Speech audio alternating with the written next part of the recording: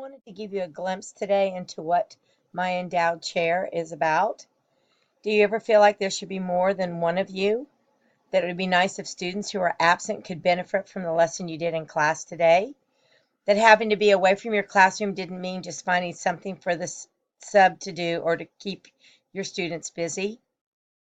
Then the flipped or blended classroom you might want to try. Create video lessons or simply find some online that work for you. I use this smart notebook software and then I record my videos with Screencast-O-Matic.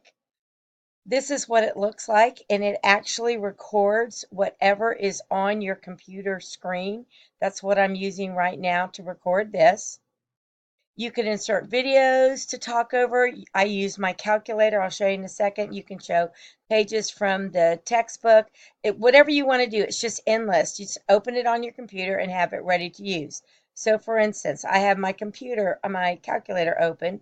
So when it pops up, there's my calculator and I can do things with it with the students and they can see exactly what I'm doing on the video. So that's a good thing to do. And I'm going to just keep on recording as so you can see how easy this really is to do. I then use a program called Play Post-it to assign my videos through Canvas. I can put questions in there in the videos. It helps me monitor and watch the videos and timestamps the responses to the questions that I have. Here's what my assignment looks like in Canvas, and my students click on there and theirs will say to watch the video. So we'll go ahead and watch the video. We'll watch a little bit of it right here at the very beginning.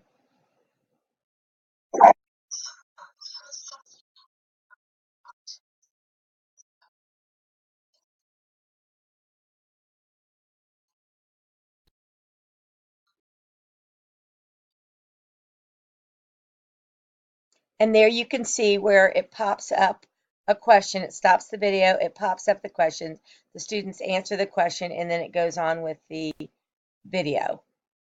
Now I want to show you if I click on monitor, it goes to that video and it shows me which students watched the video.